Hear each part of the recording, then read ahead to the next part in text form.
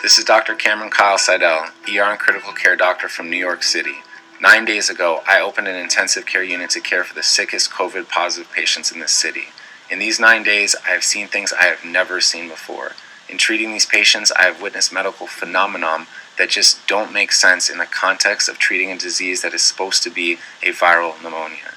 9 days ago, I presumed I was opening an intensive care unit to treat patients with a virus causing a pneumonia that was ravaging lungs across the world, starting out as something mild, a cough, a sore throat, and progressively increasing in severity until ultimately ending in something called acute respiratory distress syndrome, or ARDS.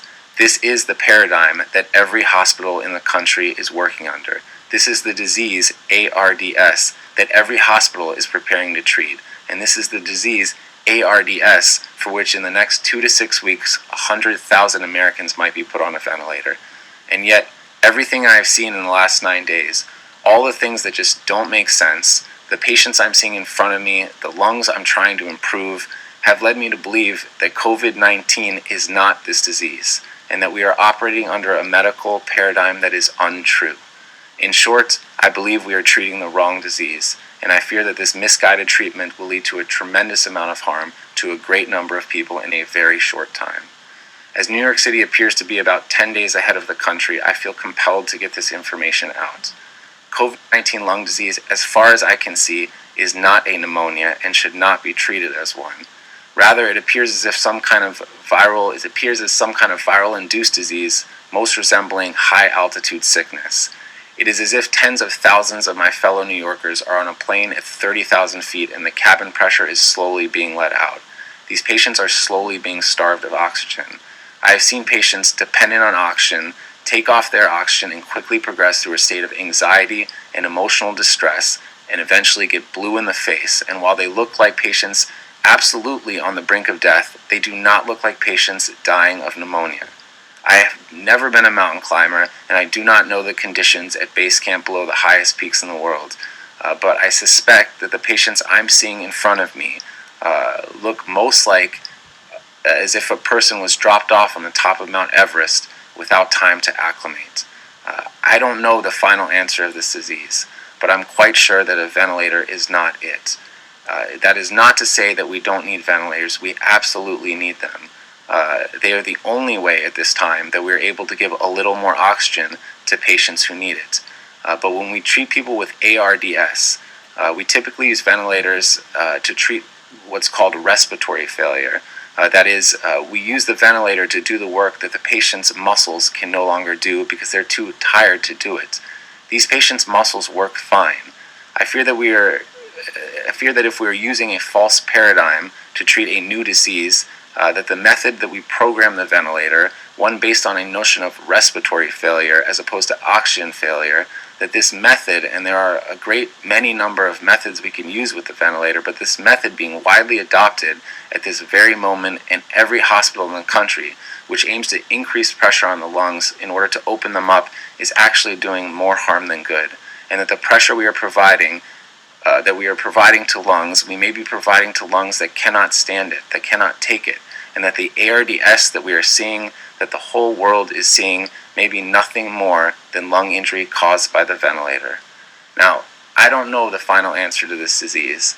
I do sense that we will have to use ventilators. We will have to use a great many number of ventilators, and we need a great many number of ventilators, but I sense that we can use them in a much safer way. In a much safer method. That safer method challenges long-held dogmatic beliefs within the medical community and among lung specialists, which will not be easy to overcome.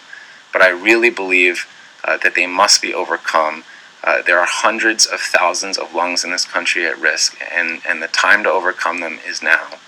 I'm confident that if those of us that work bedside with these patients, those of us who are witnessing the things that we have never seen before, despite the many years we have worked and the thousands of patients and diseases we have seen, if we can effectively communicate this to all those that are so important but who are not bedside, the researchers, the administrators, those who procure our resources and make our protocols, the politicians, our own government, If we are able to convince them that this is a disease that is different than anything we have ever seen, I am confident that an answer can be found, that effective treatment can be discovered, and that a plan to disseminate that treatment can be rapidly deployed, and that tens of thousands and probably hundreds of thousands of lives and lungs will be protected. The time for this is now. We are staring into a future in which a great many of our fellow Americans are going to suffer. We are all involved in this future. So I urge you, for those of us, if you are out there, for those who work bedside, I urge you to speak up. We can change this. I thank you all for listening. Please spread the message and stay safe. In light of this important message of this doctor, who I want to add has nothing to gain at all by giving you this, unlike the plethora of people on the news like Bill Gates who have a lot to gain by you taking his advice, this man has nothing to gain and everything to lose. But I'd like to make a few comments, and please take my comments with a grain of salt. Don't believe anything I say, do your own research. But I'd like to point out here that in my video on 60 gigahertz FIVEG, I roughly explained how the uptake of oxygen to hemoglobin can be potentially interfered with electromagnetically. Since releasing that video, I have had further confirmation by a molecular scientist specializing in oxygen. I'll show that later. But I showed how it's well known that 60 gigahertz FIVEG is absorbed by oxygen. I showed you footage of how the heads of telecom admit under oath there have been no industry-sponsored safety testing of these frequencies that they are saying they will release in an expedited manner. No safety testing on humans, no safety testing on the environment. In the video, I also begged that we need further testing to be done before we continue to unleash these frequencies on the world. That video was subsequently removed by YouTube.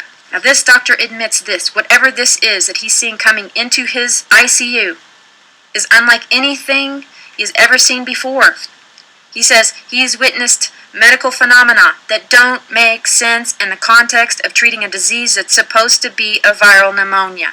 The thing that they're telling you all over the media that this is without a doubt. He describes that the paradigm that they are told that they would be treating is ARDS, acute respiratory distress syndrome. And quote, yet everything I've seen in the last 9 days, all of the things that just don't make sense, the patients I'm seeing in front of me, the lungs I'm trying to improve have led me to believe that this COVID-19 is not this disease. He's saying it's not behaving as a viral pneumonia.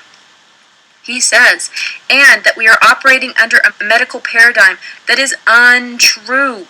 And he adds that he fears that this misguided treatment will lead to a tremendous amount of harm to a great number of people in a very short period of time. Are you listening? He's calling this oxygen failure. And he's admitting that whatever this is can be exacerbated by the use of ventilators itself.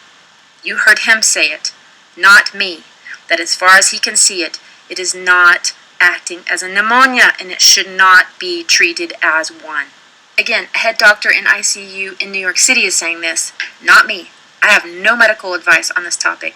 I'm simply asking, can we confirm if 60 gigahertz frequency has actually been unleashed in New York City?